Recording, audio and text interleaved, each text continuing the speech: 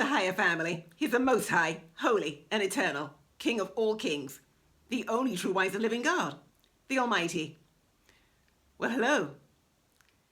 So coming on with a prophetic flow, we have, as you are aware, been doing a bit of a commentary around the ongoing unfolding of Yahuwah's judgment, particularly of the kingdom of darkness, tabernacle system specifically, due to the issue of soulical trade, which we've come to understand to this constituency is a viable trade, apparently.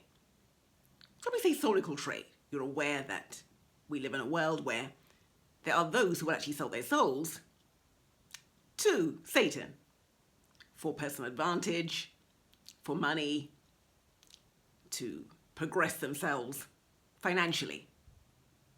I mean, selling your soul, what price really will you put on the soul, your eternal, immortal soul?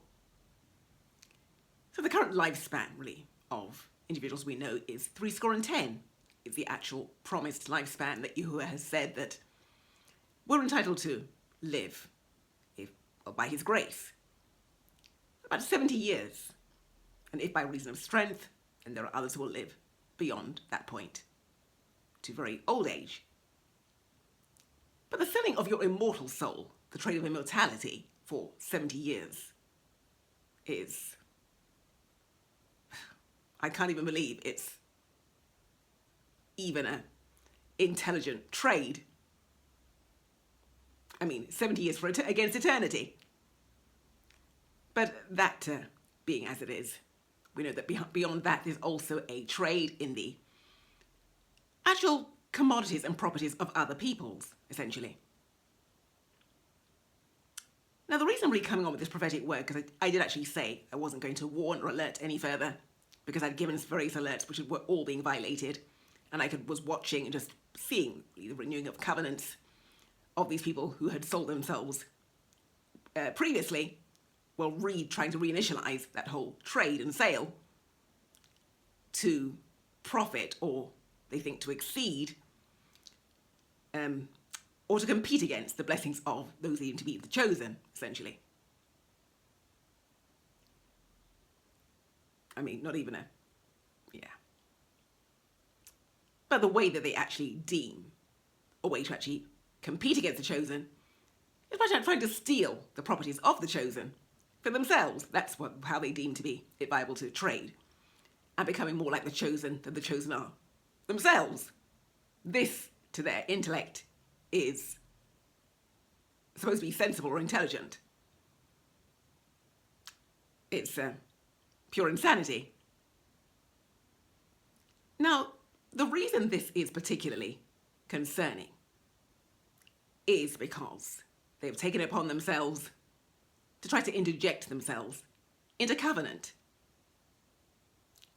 Now, this violation is on a level which really exceeds, well, there's not really any precedent for it. So those, I know there are many in that kingdom who actually listen to my videos, will be aware of actually discuss the whole issue of covenant. And the fact for a covenant to either be interrupted or to be broken, something or someone has to die.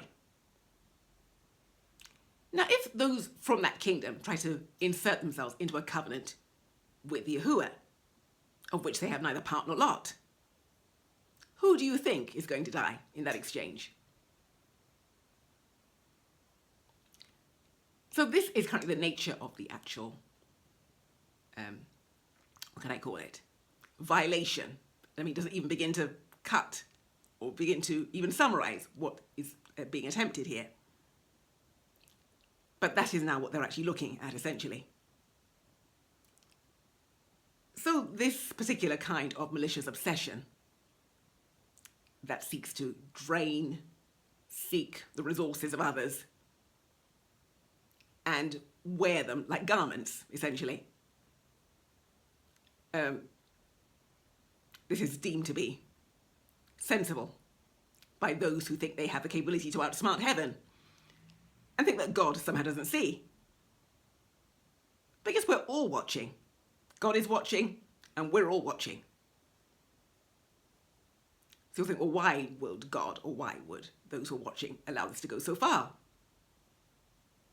Well, because if we don't and intervene too soon, they'll just chalk everything up to paranoia and say they weren't in the process of stealing at all. It's all just a ruse, and it's all perfectly within the person's imagination. So really what is actually being done here is they're being given a very long rope, and they're very successfully hanging themselves on it, because the things they're seeking to do, well, can't be performed at all.